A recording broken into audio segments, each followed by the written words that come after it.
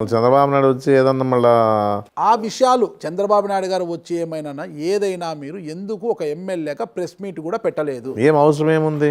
అంటే మీ గురించి ఏం మాట్లాడినా ఏం మాట్లాడరు మీరు? కాదు, ఏముంది ఇప్పుడు బలమైన కారణం ఏదన్నా ఉంటే మాట్లాడచ్చు, కానీ ఏమి లేనప్పుడు ఎందుకు మాట్లాడాలా?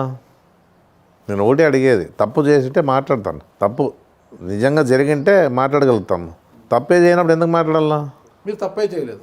తప్పు జరిగింటే కదా. ఇప్పటికైనా చెప్తాను, ఎవరైనా కానీ అన్యాయం జరిగిందా నా దగ్గరకు వస్తే న్యాయపరంగా నీకు అన్యాయం జరిగింది, నా నుంచి అన్యాయం జరిగింది, నా కొడుకు నుంచి అన్యాయం జరిగింది అంటే అంటే మరి రెడ్డమ్మేం దాంట్లో ఇంటర్ఫరెన్స్ కాదు, ఎప్పుడు కూడా కాదు. మీరు 2 కోట్లు తీసుకున్నారంటే ఉమాపతి నాయుడుతో అంటే ఒక పెద్ద మాట అనేశారు మీరు. ఒక చిన్న జర్నలిస్ట్ నాగరాజు ఆ మాట అంటేనే అంత పెద్ద మాట అన్నారు మీరు.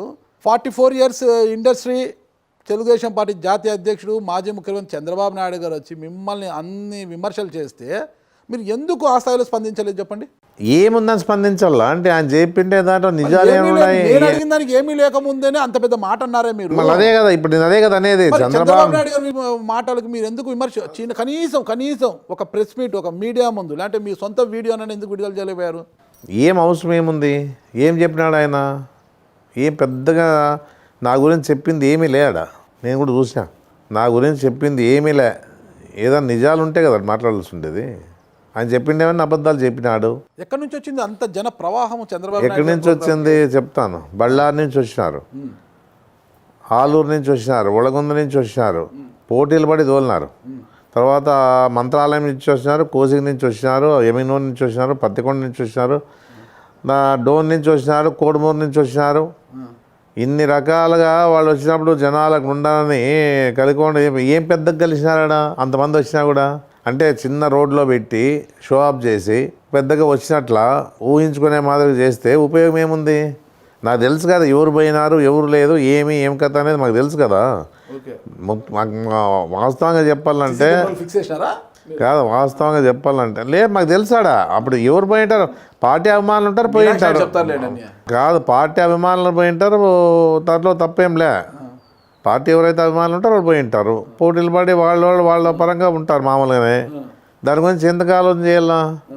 అంత పెద్ద ఎత్తు వచ్చినంట. ఇప్పుడు మొన్న జగన్మోహన్ రెడ్డి గారు వచ్చినప్పుడు స్వచ్ఛందంగా ప్రజలు ఏ విధంగా బ్రహ్మరథం పట్టినారో మనం చూసాం ఆయన వచ్చిన తర్వాత. దానికి మా దాంట్లో 10 పైసల భాగం కూడా అక్కడ లేదు. ఆ పరిస్థితి ఆడ కనబడింది మనకి. వాళ్ళు కూడా నిజంగా లీడర్ సంతోషంగా లేరడ. ఎందుకంటే వాళ్ళు నిజంగా ఆదోని ప్రజలే వచ్చింటే గంతలు వేస్తూ ఉంటారు. వాళ్ళకు కూడా తెలుసు అది జనాలు రాలేరు అనేది. అది 100% చెప్పగలుగుతాం మేము. మీకు మీనాక్షి నాయుడు గారు ఉన్న అనుబంధంతో మీనాక్షి నాయుడు గారిని కూడా వైఎస్ఆర్ కాంగ్రెస్ పార్టీలోకి తీసుకురావడానికి మీరు చాలా ప్రయత్నిస్తున్నారంట. అన్నీ అబద్ధాలే కానీ నిజాలు ఏంటి అన్నీ? ఎందుకంటే ఊరికే వాస్తవాలు మాట్లాడాలి కానీ లేని మేము ఆయన పిలిచిన ఎందుకు వస్తాడు ఆయన? ఎందుకు పార్టీ పరంగా ఒక పార్టీ అంటే మా చంద్రబాబు నాయుడు అంటే మావాడు అనేది వాళ్ళకి ఉంది కాబట్టి ఎట్లా వస్తారు వాళ్ళు? చంద్రబాబు నాయుడు మావాడు, ఎట్లా వస్తా అనేది కూడా మీకు కూడా మీ వాడు అయిపోయాడు కదా పాపం చంద్రబాబు. ఎవరు? మీరు గతంలో పాపం వెళ్ళాలని ప్రయత్నించారు కదా. వాళ్ళు అడిగినారు మమ్మల్ని. సంచులు కూడా వచ్చే చివరి నిమిషంలో మీరు బాలనాగరెడ్డి గారు వెళ్ళాలని చివరి నిమిషంలో శివరామరెడ్డి గారు వచ్చి కదా, మీ రెండో అన్న శివరామరెడ్డి గారు వచ్చి వాదించి కదా మిమ్మల్ని నిర్వహించింది. నిజంగా నువ్వు నీతిగా మాట్లాడుతున్నావు? నువ్వు నీతిగానే మాట్లాడుతున్నాను. ప్రతిదానికి కొలిసే దైవం మీద చెప్తారు కదా, అదే కొలిసే దైవం మీద ప్రమాణం చేసి చెప్పండి. 3 ఏళ్ళు అయ్యారు కదా, ఈ రోజుకి ఆదోనిలో నీటి సమస్య జటిలంగా ఉంది. ఎవరు చెప్పినారు అంటే నాకు అదే అర్థం కాదు. నేను మొన్న ఎమ్మిగనూరు మంత్రాలయం వచ్చినప్పుడు కూడా ఆదోనిలో దిగాను. 2-3 ప్రశ్నిస్తే నీళ్ళ సమస్య ఎక్కువ ఉందండి ఇక్కడ, కొద్దిగా వాటర్ అని. ఎమ్మెల్యే గారు వరుసగా గెలుస్తూనే ఉన్నారు కదా, ఆయనమే గెలుస్తున్నారు, మాకేం నీళ్ళు రావడం లేదు అంటున్నారు. పైపుల ప్రాబ్లం వచ్చినప్పుడు ఏదో ఉన్నప్పుడు పైపుల ప్రాబ్లం వచ్చినప్పుడు ఉంటాయి, నీళ్ళ ప్రాబ్లం లేకుండా ఉంటాయా? ఊరన్నాక నీళ్ళ ప్రాబ్లం ఉంటుంది కాదు, ఊరన్నాక నీళ్ళ ప్రాబ్లం ఉంటుంది కాదు. ఏదన్నా జరిగినప్పుడు దాని గురించి ఆలోచన చేసినప్పుడు ఉంటుంది. ఏముంది?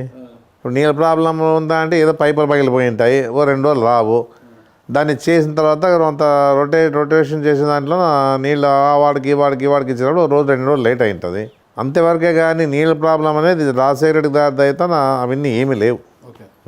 అంటే గ్రామాల్లో ఉన్నాయి, వాస్తవంగా చెప్పాలంటే గ్రామాల్లో ఉన్నాయి, నీటి ఎద్దడి ఉంది అక్కడ. ఎందుకంటే సరైన జనాభా పెరిగింది కాబట్టి అక్కడ ఉండే పరిస్థితుల్లో స్టోరేజ్ ట్యాంకర్ లేవు, సమ్మర్ స్టోరేజ్ ట్యాంకర్ లేవు కాబట్టి కొన్ని అప్పుడు గతంలో రాజశేఖర రెడ్డి గారిని రోడ్ చేసినాడు, భాస్కర్ రెడ్డి గారు ఉన్నప్పుడు ఒక స్టోరేజ్ ట్యాంక్ చేసినాడు. అంతవరకు దాని నుంచి జనాభాకి ఇల్లేకపోతే పరిస్థితి వస్తుంది కాబట్టి అయినా అడ్జస్ట్ చేసి ఇచ్చే పరిస్థితి జరుగుతూ ఉంది ఇప్పటికి.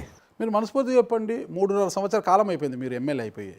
ఈ 3.5 సంవత్సర కాలములో మీరు అధికారంలోనే ఉన్నారు, ఫండింగ్ కూడా తెచ్చుకునే అవకాశాలు ఉంటాయి మీకు. మీరు చేసిన అభివృద్ధి ఏంటో, ఇది నేను చేశాను, ఇది సాధించాను అని ఏమైనా గట్టిగా చెప్పగలరా? మెడికల్ కాలేజ్ తీసుకొచ్చినాం. అది మీ ప్రత్యేకత ఏంటి? రాష్ట్ర వ్యాప్తంగా ఇచ్చినారు. రాష్ట్ర వ్యాప్తంగా ఇవ్వాలని కదా, ఒక జిల్లాలో ఒక కర్నూలు జిల్లాలో 2 మెడికల్ కాలేజ్ ఇచ్చే పరిస్థితి లేదు. అయినా ఆ పరిస్థితి వచ్చిండేది ఒక కడప జిల్లాకు వచ్చింది, కర్నూలు జిల్లాకు వచ్చింది. అడిగినాం కాబట్టి, ఎందుకంటే వెనకబడిన ప్రాంతం కాబట్టి. లేదు ఇప్పుడు ఇచ్చినారేమో, అంటే ఒక జిల్లాలో ఇద్దరికి ఇచ్చిండేది, ఫస్ట్ ఇచ్చినది మనకే. మన జిల్లాలోనే కర్నూలులో మెడికల్ కాలేజ్ ఉంది, ఆదోన్లో మెడికల్ కాలేజ్ ఇచ్చినారు, మళ్ళీ కడపలో ఇచ్చినారు. అంతవరకు తెలుసు నాకు. ఇప్పుడేమన్నా మదనపల్లి ఇచ్చినారేమో తెలియదు. ఇప్పుడు ఇచ్చినారేమో మళ్ళీ ఉండొచ్చు. కానీ అప్పట్లో అది మాకు కావాలని చెప్పేసి అడిగితే, మెడికల్ కాలేజ్ ఇవ్వాలని చెప్పేసి అడిగితేనే ఇమ్మీడియట్గా ముఖ్యమంత్రి గారు స్పందించి మాకు ఇచ్చినారు. తర్వాత బైపాస్ రోడ్ విషయంలో కూడా బాగా కష్టపడినాం కాబట్టి, బైపాస్ రోడ్ వస్తుంది కాబట్టి ఆ విషయంలో కూడా బాగా కష్టపడిండేది వాస్తవమే. ఇకపోతే గతంలో చేసిండేవి చెప్పుకోరాదు, ఎందుకంటే ఆ రోజులో చేసినాం కాబట్టి వదిలేసాం. ఇప్పుడు చేసిండే వాటిలో బైపాస్ రోడ్, మెడికల్ కాలేజ్ 2 చేసినాం. తర్వాత ఇప్పుడు డెవలప్మెంట్ ఏదేదైతే వార్డులలో డెవలప్మెంట్ ఉందో ఆ డెవలప్మెంట్లో కూడా అన్ని రకాలుగా ఎంత వీలైతే అంత చేయగలుగుతా ఉన్నాం. దాంతోపాటు 10,000 మందికి స్థలాలు కేటాయించే పరిస్థితులు కూడా న్యాయం చేసినాం. ఎన్ని ఇల్లులు పూర్తయ్యాయి అంటున్నా జరుగుతూ ఉంది. మొదట కాలనీలో మొదట ఇచ్చిండే దీంట్లో 3,500 ఏమో ఇండ్లు శాంక్షన్ చేసినారు. దాని మీద ఇప్పుడు జరుగుతూ ఉంది, ఇండ్లు స్టార్ట్ చేసినారు. అవన్నీ మార్చికంతా కంప్లీట్ చేసి ఇవ్వాలనేది ఒకటి. తర్వాత టిట్కో విషయంలో కూడా జగన్మోహన్ రెడ్డి గారు దాని మీద ప్రత్యేకమైన శ్రద్ధ పెట్టి ఆ టిట్కో అయినా కూడా పూర్తి చేసి దాదాపుగా మన 2,000 మందికి ఇచ్చినాం. ఇంకా 2,500 మందికి ఇవ్వాలి. దాదాపుగా 4,750 టిట్కో ఇండ్లు ఉంటే దాంట్లో అంటే 500 కట్టిన వాళ్ళు 4,400 4,300 ఉన్నాయి. అవి తర్వాత దానికి అంటే ₹1,00,000 కట్టిన వాళ్ళు, 50,000 కట్టిన వాళ్ళు ఉన్నారు. వాళ్ళు కూడా దాదాపు 400 300 వాళ్ళకి వచ్చే ఉన్నాయి. అవన్నీ కూడా పూర్తి స్థాయిలో మార్చికి అంతా కంప్లీట్ చేయాలని చెప్పేసి ఉద్దేశంతో ఉన్నాం. టిట్కో ఇల్లు ఇప్పటికి ఇచ్చారు. తర్వాత గతంలో రాజశేఖర్ గారు ఉన్నప్పుడు కూడా దాదాపుగా 7,000 మందికి స్థలాలు పట్టాలు కేటాయించారు ఆ రోజుల్లో. ఆ విషయంలో కూడా కొన్ని గతంలో మాదిరి కాకుండా ఇప్పుడు డైరెక్ట్గా ఎవరైతే లబ్ధిదారులు ఉన్నారో వాళ్ళందరూ కూడా జగన్మోహన్ రెడ్డి గారి సహకారంతో పట్టాలు డైరెక్ట్గా ఇప్పుడు ఇచ్చే పరిస్థితి చేస్తూ ఉన్నాం. ఎందుకంటే నేను 2009లో ఓడిపోయిన తర్వాత ఇవ్వలేకపోయినాం. ఇప్పుడు జగన్మోహన్ రెడ్డి గారు ఎవరైతే లబ్ధిదారులు ఉన్నారో వాళ్ళందరికీ కూడా పట్టాలు కేటాయించే పరిస్థితి, డైరెక్ట్గా వాళ్ళకి ఇచ్చే పరిస్థితి ఇప్పుడు చేస్తూ ఉన్నాం. వాళ్ళకు కూడా మేము న్యాయపరంగా ఎవరెవరైతే ₹2,100 కట్టినారు రాజశేఖర కాలంలో అవన్నీ కూడా ఇస్తూ ఉన్నాం. సంతోషం, చాలా చక్కగా చేస్తున్నారు. టిట్కో ఇల్లు ఇచ్చారు కదా ఇప్పటివరకు. మీరు ఇచ్చిన వాటిలో ఇప్పటికి మౌలిక వసతులు అన్నీ ఉన్నాయంటారా? అన్నీ ఏర్పాటు చేశారా? కిటికీలు పగిలిపోయి? లేదు, అన్నీ చేసి లబ్ధిదారుడు ఎవరైతే ఉన్నారో వాళ్ళతో అన్ని కనుక్కొని చేస్తూ ఉన్నాం.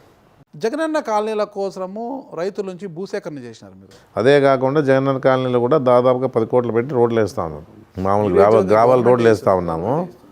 గవర్నమెంట్ అదే జగనన్న కాలనీలోనే డెవలప్మెంట్లో భాగంగానే గర్స్ రోడ్లు వేసి. మీ ప్రత్యేకత కాదు, మీరు సాయిప్రసాద్ రెడ్డి గారి యొక్క మార్కు చూపించే విధంగా మీరేం చేశారు అంటే మీ మార్కు చూపించే విధంగా.